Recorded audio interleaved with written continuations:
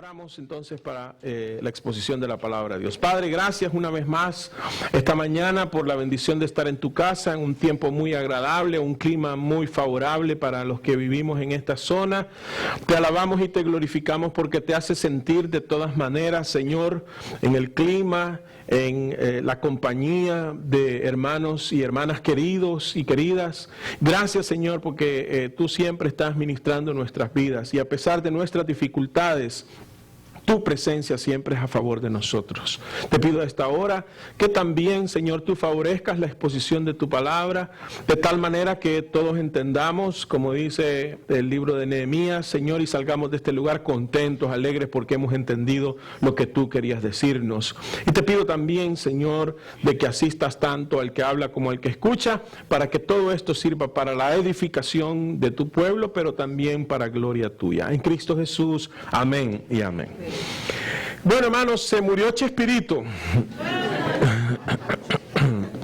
Y cada vez que algún personaje muere, todos o la mayoría que conocíamos a ese personaje, tratamos de rescatar aspectos positivos y si hay alguna cosa que no sea tan positiva, tratamos de disculparla porque por fin no hay muerto malo ni novia fea, ¿verdad? Entonces, cada vez que alguien se muere, toda la gente dice era buena gente, aunque cuando estaba vivo tenía algún grado de dificultad con esa persona. Entonces, la pregunta de esta mañana tiene que ver de qué se trata la vida. ¿Será que Chespirito le encontró el objetivo a la vida? ¿Será que Chespirito cumplió? Y digo, no estoy haciendo esto como un juicio a ver si él se salvó o no se salvó, sino como un parámetro, una referencia de una vida, porque todos los días mueren muchas personas. Al igual que Chespirito, otros habrán cumplido el propósito de la vida, habrán encontrado cuál es el objetivo de la vida. Porque hermanos, muchas veces nosotros vivimos la vida y nos parece que no estamos encontrándole sentido, parece ser que no estamos en el objetivo correcto. ¿De qué se trata la vida? Pregúntele que está a su lado, ¿de qué se trata la vida?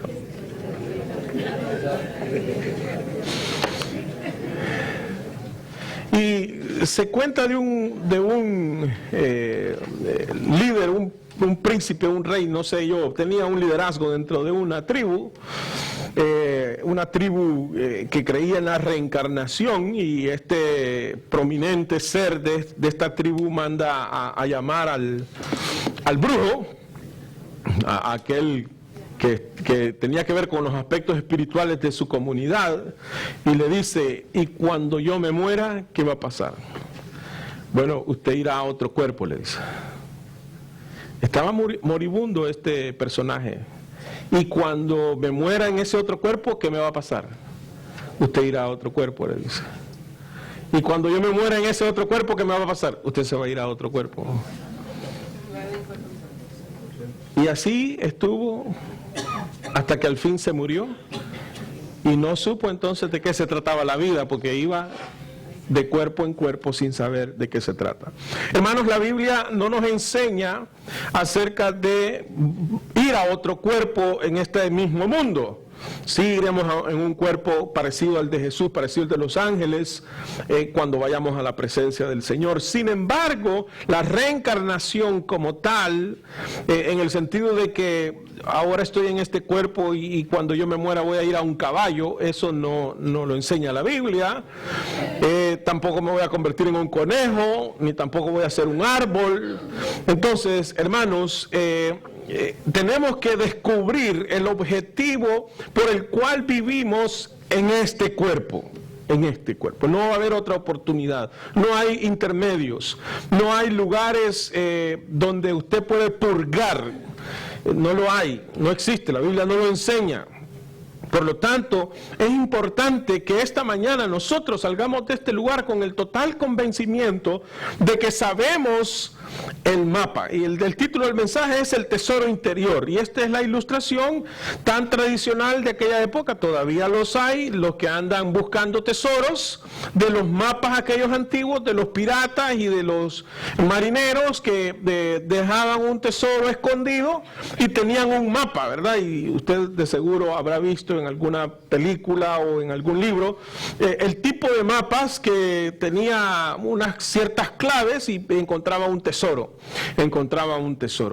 Entonces, nosotros, ¿será que sí tenemos un mapa y estamos yendo por el camino correcto porque sabemos que tenemos un tesoro?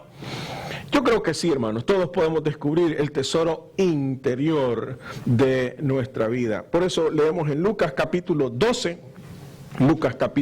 versículo 15. Lucas 12, 15. Y les dijo: mirad y guardaos de toda avaricia, porque la vida del hombre no consiste en la abundancia de los bienes que posee. Entonces el Señor Jesús está diciendo: mirad, observad, despertad y guardaos de toda avaricia. Entonces, hermano, ciertamente que la vida no consiste en acumular bienes, en tener bienes. Entonces significa que debemos de venderlo todo. Tampoco.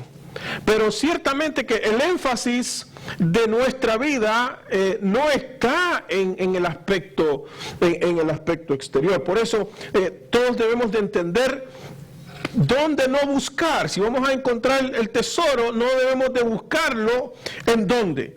En las cosas exteriores. Eclesiastés capítulo 6, versículo 7. Eclesiastés 6, 7 dice: todo el trabajo del hombre es para su boca, y con todo eso su deseo no se sacia, no se sacia. Hermanos, hay una insatisfacción permanente en aquellos que no han descubierto el propósito de su vida.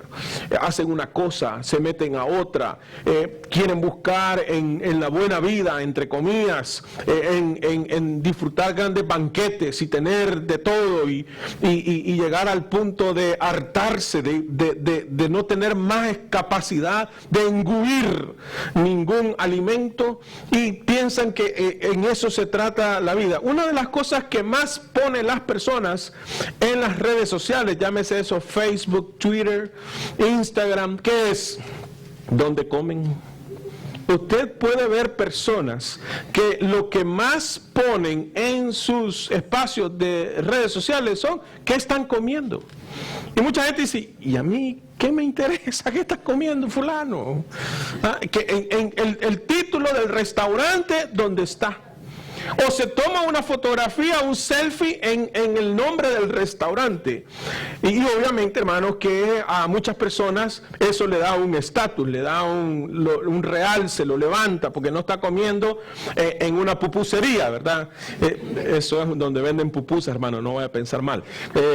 No está vendiendo una taquería, en una venta de tacos común y vulgar, sino que está comiendo en un restaurante. Que sepa usted cuánto cuesta cada plato de comida. Entonces, hermanos, las cosas, a veces nosotros estamos buscando cosas y hay una insatisfacción. Hoy para el Black Friday, usted pudo quizás observar, con mi esposa fuimos a buscar una cosita y dijimos: a lo mejor está en buen precio, pero veíamos gente que llevaba, hermano, una cantidad de cosas, y la pregunta es: ¿los vas a usar? Escuchamos también por las noticias gente que vino de fuera, turistas que traían una cantidad de maletas. Usted los puede ver en los shopping centers, los puede ver en los malls, que andan con sus maletas y andan acarreando una cantidad de cosas. La pregunta es: ¿cuánto le van a cobrar de sobrepeso en el avión? Al final, ¿será una oferta o no será una oferta? Porque de todas maneras va a tener que pagar un poco más. O quizás vienen 8 y los niños no traen más, qué sé yo cómo hacen. Pero el punto es que hay como una insatisfacción queriendo comprar. Si usted fue al Black Friday y compró algo que no lo va a necesitar, pregúnteme, a lo mejor yo sí lo necesito, y entonces de algo le va a servir, ¿no? Hermanos, ¿cuántos zapatos necesita una mujer? Esa pregunta sí que está difícil, ¿verdad? ¿Qué tamaño de televisor es suficiente para un hombre, hermano.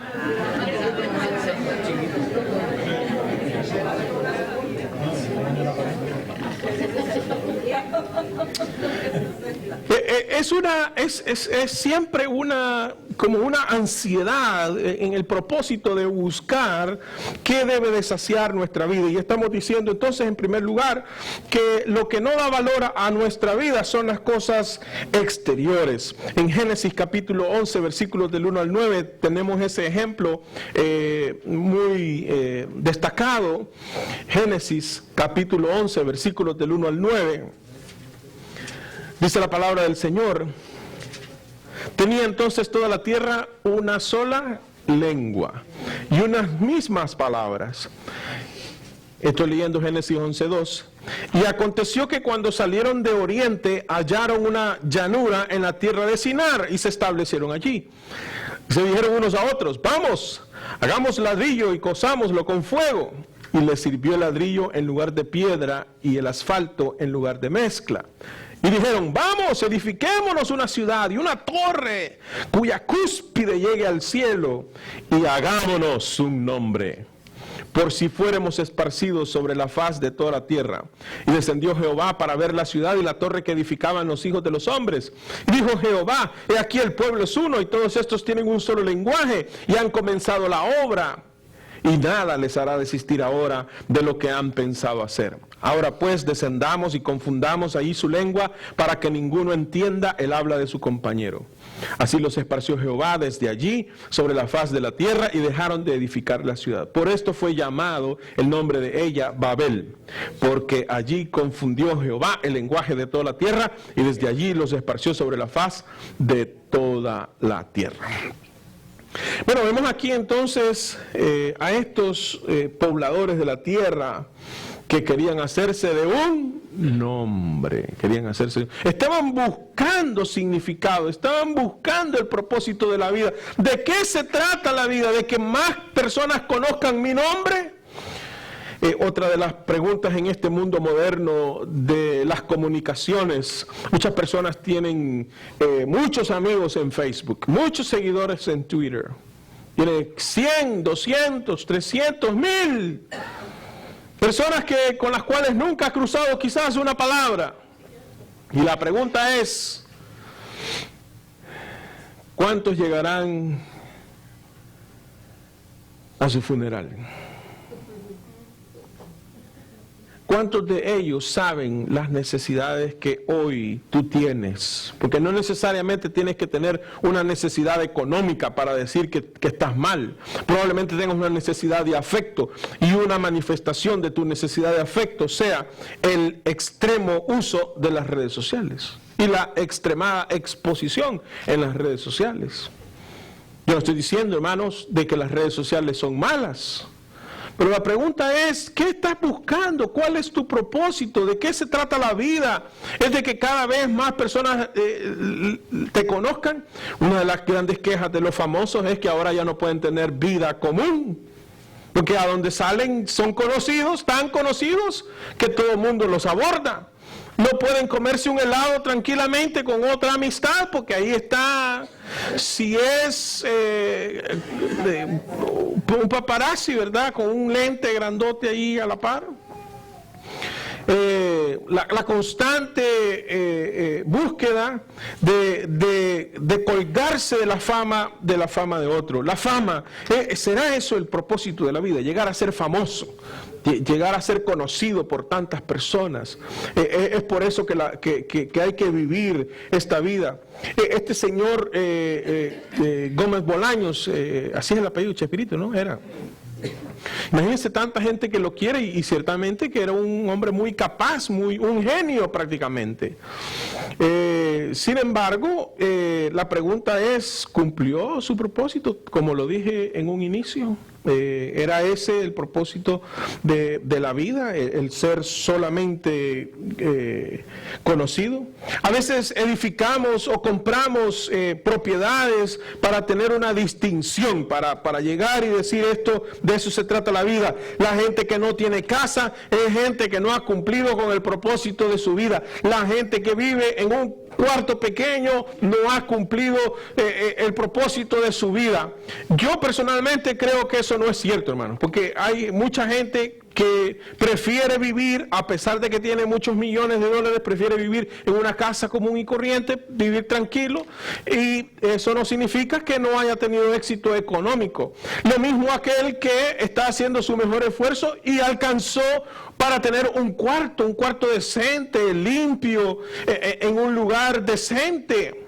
Por lo tanto, hermanos, no son las cosas exteriores las que ilustran o revelan si realmente nosotros estamos cumpliendo el propósito de Dios. Muchas veces hay personas que lo que quieren es hacer un monumento y no necesariamente un edificio funcional.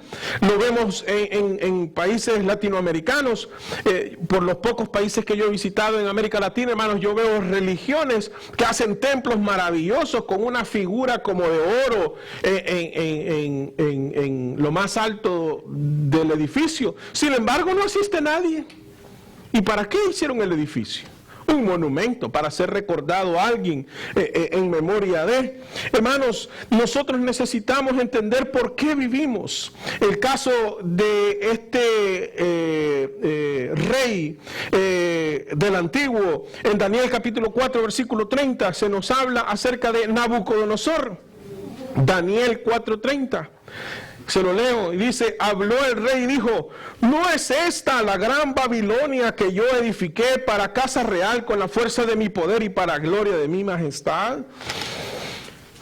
Decía Nabucodonosor: no es esto para mí, no fue esto para mi satisfacción. Cuando tú estás en tu casa y estás ahí observando todo lo que hay, todos los recursos, los gadgets que tienes ahora, ¿verdad?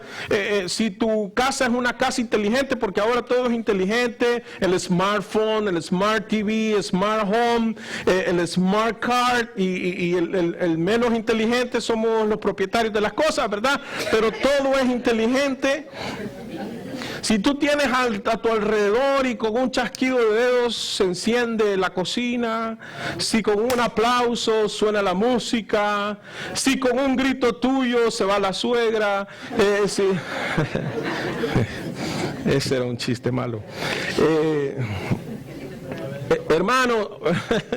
Hermanos, viste que el inteligente no es la casa. El punto es que si tú viendo todo eso a tu alrededor es para tu satisfacción o para el uso de los tuyos. He visto personas que no les gusta que les toquen sus cosas. Cuidadito si usted toca algo que le pertenece a ese miembro de la familia, porque ahí hay un gran problema. No le toque su computadora, no le toque su carro, no le toque su parte de la cama, no le toque sus papeles. Y entonces prácticamente ahí no se puede respirar, hay que pedir permiso para respirar cuando uno entra a esa casa. ¿Para qué sirven las cosas? O sea, ¿para quién son? Muchas veces, hermanos, nosotros tenemos una cantidad de cosas, como podría ser aquí en la iglesia. ¿Para qué es esto? ¿De qué nos sirven estas cosas, hermanos? Si esto nada más va a traer una sensación de qué buena, qué grande o qué completa tenemos nuestra iglesia, si no estamos haciéndolo con el propósito correcto. Si pudiéramos tener sillas maravillosas como tronos para cada uno de nosotros, y así podernos dormir más fácilmente cuando el pastor predica. ¿De qué se trata, hermano? ¿De qué es todo esto? Eclesiastés capítulo 12, versículos 9 al 14, una vez más en la reflexión de lo que se trata la vida. Eclesiastés 12, 9 al 14 dice: y cuanto más sabio fue el predicador, tanto más enseñó sabiduría al pueblo, e hizo escuchar, e hizo escudriñar, y compuso muchos proverbios. Procuró el predicador hallar palabras agradables y escribir rectamente palabras de verdad. Estoy leyendo el 11. Las palabras de los sabios son como aguijones, y como clavos hincados son las de los maestros de las congregaciones, dadas por un pastor. Ahora, hijo mío, a más de esto sea amonestado. No hay fin de hacer muchos libros, y el mucho estudio es fatiga de la carne.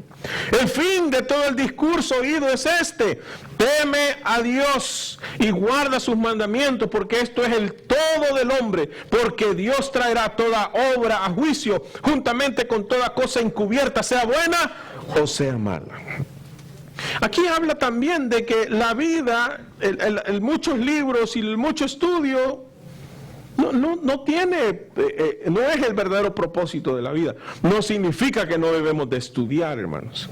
Pero el énfasis en las ciencias, el énfasis en los aspectos del conocimiento, a veces nos perturba. Y eso viene entonces a ser el enfoque de la filosofía. Y está entonces en la adoración al pensamiento, cosa que los griegos lo tenían muy fuertemente arraigado. La admiración por el pensante. No está mal admirar a alguien que tiene capacidades cognitivas, pero no es el fin, no es, hermanos, el adorar la ciencia. El fin de todo es adorar al Señor, como lo dijo el sabio Salomón. Por lo tanto, no podemos nosotros estar adorando los títulos que tenemos colgados en la pared y decir yo soy fulano de tal. Yo soy el título, es donde cambiamos el ser por el hacer.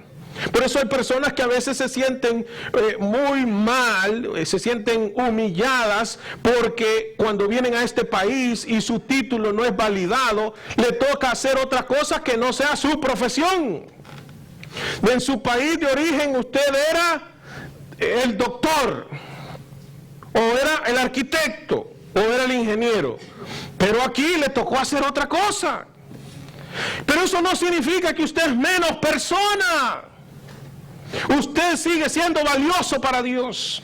Usted sigue siendo una persona de valor, no solamente para Dios, sino para aquellos que lo queremos. Cuando estoy en la puerta, yo le pregunto a la gente, ¿y usted qué profesión es?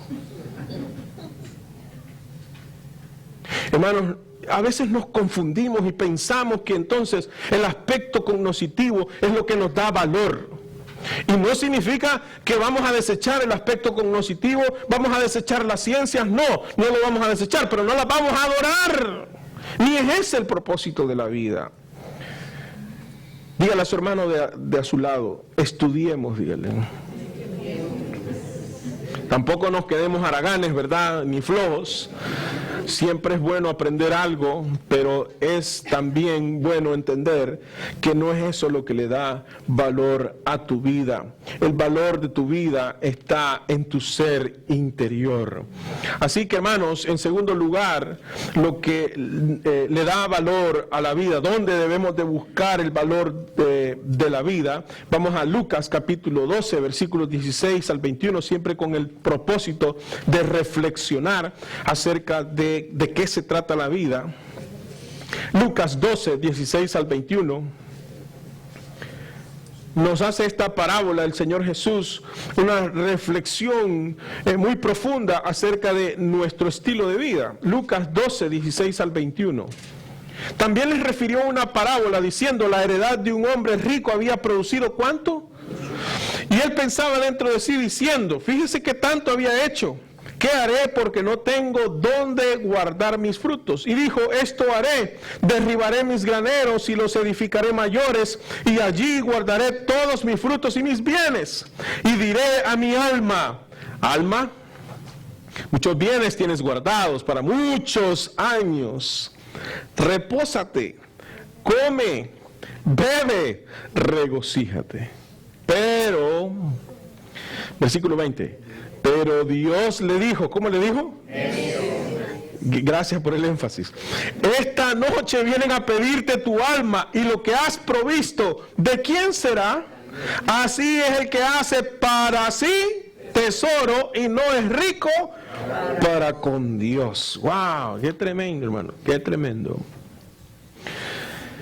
Esta reflexión que Dios nos hace, que nuestro Señor Jesús nos hace, nos lleva al punto de considerar de que muchos de nosotros pensamos en alguna ocasión de nuestra vida que la riqueza, que los muchos bienes para muchos años, o sea, al asegurarse un futuro, viene para un reposo, para un famoso retiro para comer, beber, regocijarse en la vida.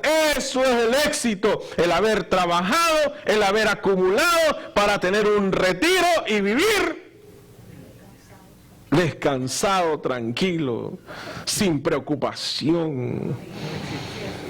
Y me iba a poner a hacer comerciales aquí, pero no voy a comercializar nada. Hermano, eso parece ser algo muy lindo. Aquí en los Estados Unidos hay mucho énfasis en el retiro. En los países latinoamericanos los retiros son pésimos, magros, cortos, que no sirven para vivir. Entonces, nadie está pensando en retirarse. Yo recuerdo venido acá a los Estados Unidos, me dijeron, tienes que acumular para tu retiro porque los pastores se retiran a los 65 años. Retiro. En los países nuestros no hay pastor pensando en retirarse. Pastores de 85, 90 años siguen predicando el evangelio, uno por su propio llamado y segundo porque si no trabajan no comen. Pero en el caso de este texto bíblico, parece ser que hace mucho sentido a personas que viven en ciertos lugares como los Estados Unidos, pensando que eso es la vida. Trabajar hoy y tener un buen retiro.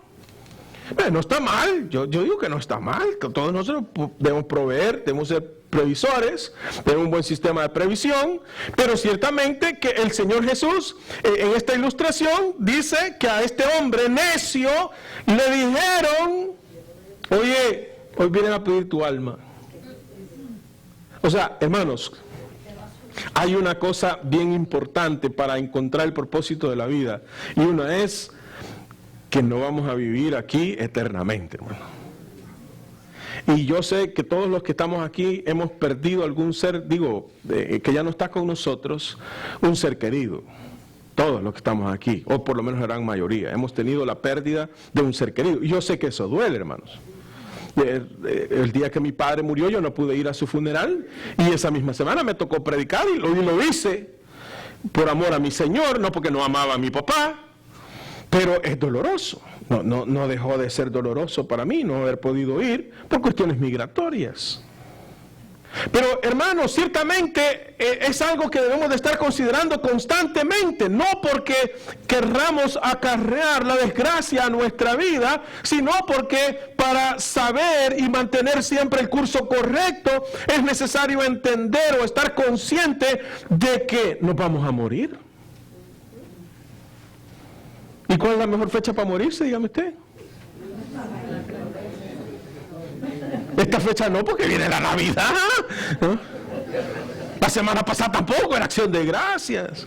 En enero no es bueno morirse porque comienza el año. En febrero es época del amor. No es bueno morirse en febrero. En marzo posiblemente son las elecciones y mi voto cuenta. En mayo la madre, no puedo dejar a mi madre sin darle un regalo.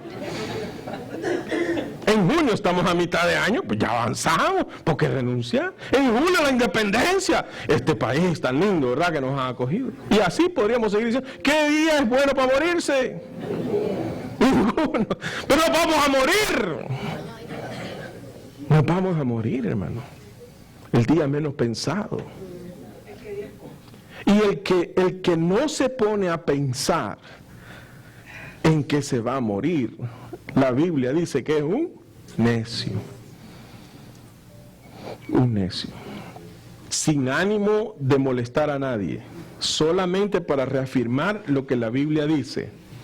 Dígale a su hermano de la par. Un día de estos me voy a morir, dígale.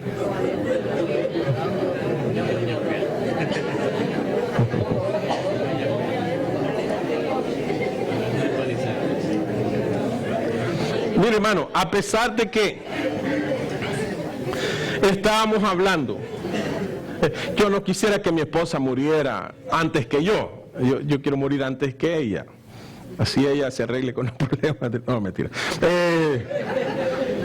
Yo no quisiera enterrar a un hijo, hermano, eso debe ser doloroso. Pero pensándolo bien y espiritualizándolo sin querer caer en una situación enfermiza, hoy es un buen día para morirse.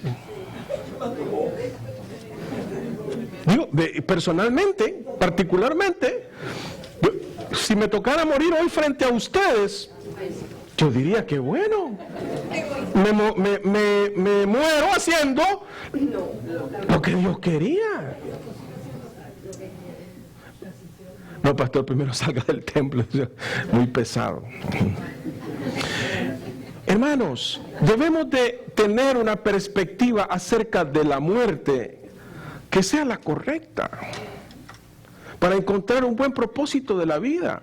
Pero no es bueno pensar que vamos a estar aquí todo el tiempo, como que nunca nos vamos a ir de este lugar. Por lo tanto, hoy, si usted tiene una deuda moral con alguien, usted le debe una disculpa a alguien, hoy es un buen día, porque puede ser que hoy muera y usted no pidió disculpas. O quizás no ha reafirmado a sus seres queridos y no les ha dicho cuánto los quiere. Usted quiere a su esposa, hermano, a ver los casados. Levanten la mano los casados. Sean valientes, levántenla bien. Hombre. ¿Ustedes aman a su esposa? ¿Por qué no le dicen que la quieren? Porque no le hacen sentir lo amada, lo querida que son por ustedes. ¿Por qué posponer eso para Navidad? Hoy, hermano, hoy es un buen día. Hermana, usted quiere a su esposo. ¿Por qué no se lo dice hoy? ¿Por qué no lo abraza? ¿Por qué no lo apapacha? Ah, miren, Zenaida está aprovechando. Tranquila que estamos en la iglesia. Entonces, hermanos, pero hoy podría ser nuestro último día y necesitamos aprovechar las buenas amistades. ¿No es cierto que es rico tener buenas amistades? ¿Ah? Uno nunca sabe, hermanos, han habido gentes hipócritas que no vienen a esta iglesia. Entonces, hermanos, que le hacen sentir a uno que uno es su gran amigo, pero a las horas de las horas, salve cada quien su pellejo. No es bueno tener un buen amigo. ¿Por qué se destacan tanto esas películas de los Marines o qué sé yo, que cayó alguien en combate y regresa y se arriesga por su amigo y lo lleva? ¿Será que en la iglesia somos así? Se cayó un hermano, pasó una dificultad moral o lo que sea y nosotros lo apoyamos y lo levantamos. Debería de ser así. Cuando un hijo nuestro cae, nosotros lo abandonamos. Cuando una hija nuestra, bueno, no tengo hijas, ¿verdad? Pero los que tienen hijas, cae en una inmoralidad, salió embarazada y no está casada, ¿usted la apoya? Hay que hacerlo, ¿verdad? Eso entonces, hermanos, nos hace llevar lo que el Señor Jesús nos estaba diciendo en esa parábola, nos hace llevar a un inventario. En los grupos de Amor en Acción estuvimos haciendo inventarios espirituales para decir cuánto nosotros le dedicamos de la vida, cuánto nosotros le dedicamos de la vida a los aspectos que esta parábola nos dice. Por ejemplo, viendo la chequera o la cuenta, sus statements del banco, cuánto usted le dedica a ciertas cosas, como por ejemplo, ¿cuánto usted le dedica al retiro? ¿Cuánto usted le dedica al placer? ¿Cuánto usted le dedica a su futuro? Porque entonces usted va a tener una revelación, va a tener algo que le va a describir realmente en qué está invirtiendo su vida, por dónde usted está transitando. Así que dijimos que necio es aquel que no sabe tres cosas. Primero, lo que acumulaste, ¿de quién será? ¿Para quién usted está acumulando? ¿Para quién usted está? A ver, los que tienen niñas, levanten la mano. Lo que usted acumuló probablemente va a ser para el yerno, así es que...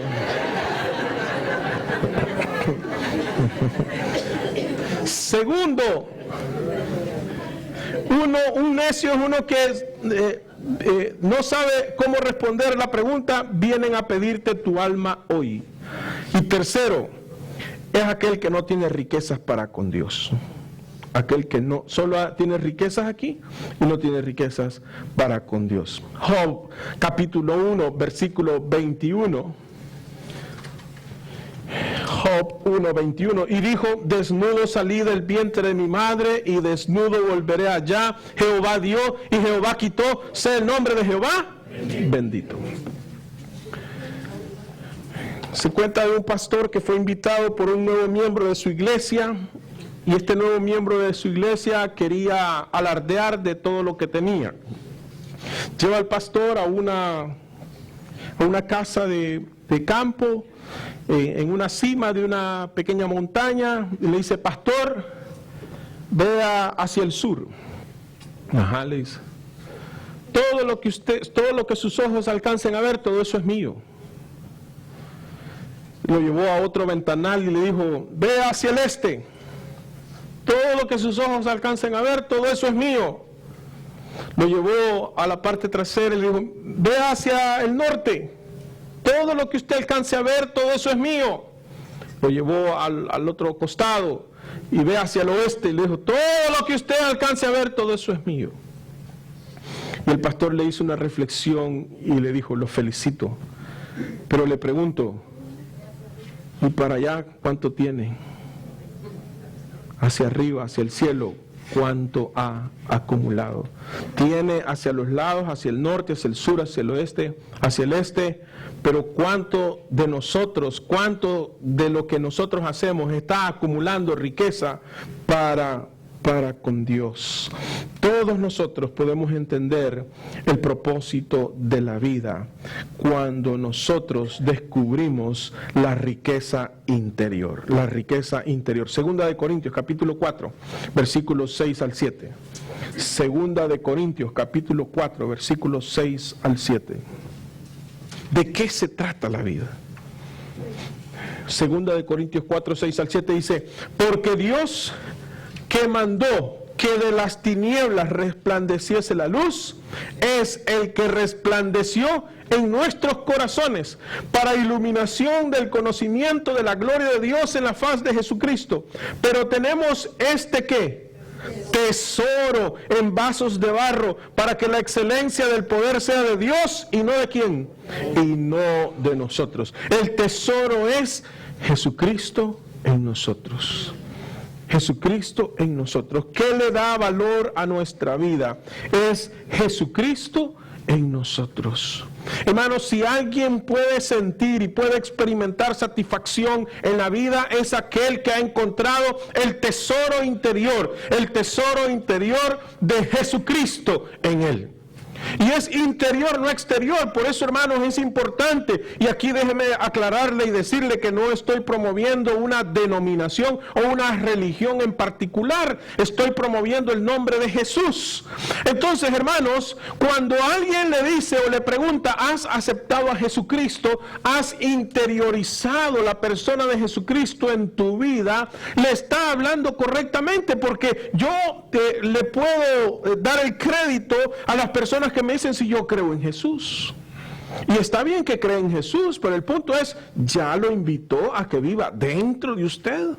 Porque eso es el punto, hermano, y esa es la clave de que Cristo viva en nosotros.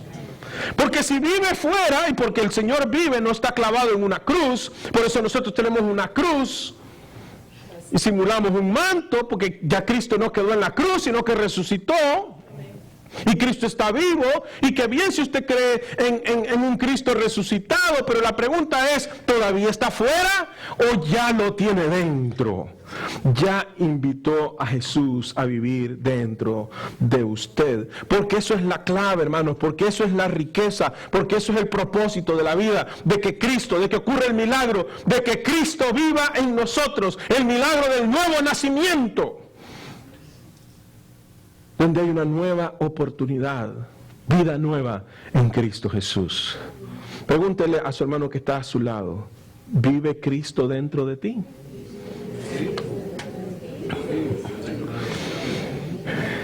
Por eso entonces, hermanos, los vasos de barro somos nosotros. Todo lo bueno que hacemos es para la gloria de Dios. Ya no es para darle significado a nuestra vida. Si yo voy a acumular riqueza, ya no es para mi gloria. Ya no es para que digan qué bueno soy yo, qué posibilidades tengo, qué capacidades tengo. Sino que si acumulo, porque ser rico no es malo, ser rico no es pecado, hermano, siempre y cuando lo haya hecho de la buena manera, en buena lid, bajo las leyes. Cualquiera puede tener dinero, pero no cualquiera puede tener a Cristo. Y una gran dificultad es que las riquezas entorpecen el conocimiento de Jesucristo para que venga a ser Rey dentro de nosotros, porque nos perturban.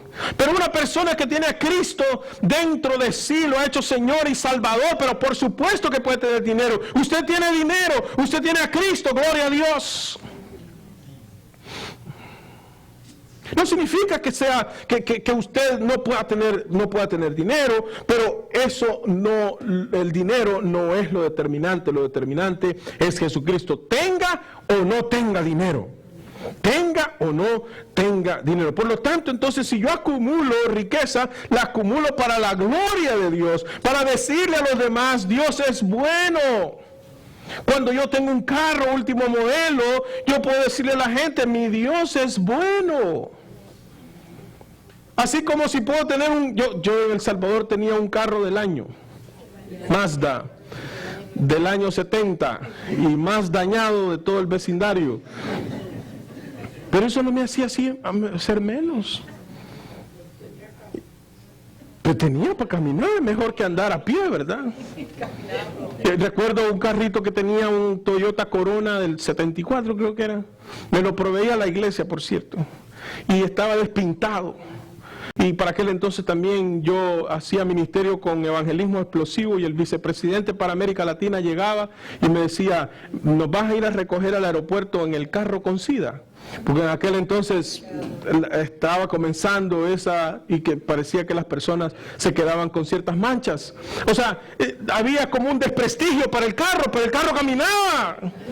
Tenía aire acondicionado maravilloso, usted abría las ventanas y el aire entraba fácilmente.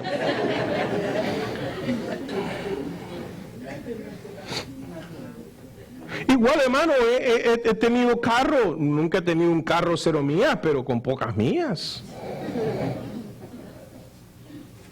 Y eso no me hace ni más ni menos. Como también me ha tocado andar en autobús. Ya les he contado que cuando yo era novio de Claudia, yo andaba en autobús, hermano. Y cuando me tocaba sacarla a pasear, nuestros paseos eran al mediodía. Digo, porque a esa hora circulan los autobuses, ¿verdad? Y la pobre sudaba. Avisa. Pero se quedó con la mejor parte de ella. Con Cristo Jesús. Así que, hermanos, si soy buena persona, ya no es para que me dé valor, no solo para que digan qué buena gente es, sino miren cómo Cristo lo ha transformado. Así que mi dinero, mi profesión, mi buen comportamiento ya no es para mí, sino que es para Dios, es para la gloria de Dios. Ya no hay confusión entre el ser y el hacer, porque si soy hijo de Dios. Y eso es el mayor título que yo puedo tener. Pablo lo dijo, Gálatas capítulo 2, versículo 20, Gálatas 20. Con Cristo estoy juntamente crucificado, y ya no vivo yo, mas vive Cristo en mí, y lo que ahora vivo en la carne, lo vivo en la fe del Hijo de Dios, el cual me amó y se entregó a sí mismo por mí. Así que, hermano, ya no vivimos nosotros, o no deberíamos vivir nosotros, sino que Cristo debería de vivir en nosotros, y lo que ahora vivimos deberíamos de vivirlo para Cristo, de tal manera que mis sueños y mis anhelos sean hechos a un lado para vivir el anhelo y el sueño de Cristo en mi vida, todo lo que Cristo quiere que yo sea. ¿Cuántos de los que están aquí alguna vez le prometieron a su mamá que cuando crecieran, siendo niños, que cuando crecieron iban a comprar una casa? Levanta la mano. Cuando yo sea bombero, mamá, le dije yo, le voy a comprar una casa. Y la quemé. ¿Cuántos de nosotros hemos tenido un anhelo, o nuestros padres han tenido un anhelo para que nosotros lleguemos a hacer esto y aquello? Y muchas personas cumplieron con sus padres y le dijeron, aquí está el título que me pediste. Sin embargo, ahora, hermanos, trascendemos no solamente el amor de nuestros padres, lo cual es bueno, porque nuestros padres son una bendición, pero ahora es llegar a ser todo lo que Dios quiere que yo sea. Si yo pude haber tenido una deuda moral con mi madre o con mi padre porque ellos se sacrificaron para que yo llegara a ser un hombre de bien, ¿cuánto más yo debo de cumplir los sueños y anhelos de mi Padre Celestial que mandó a su Hijo a morir por mis pecados?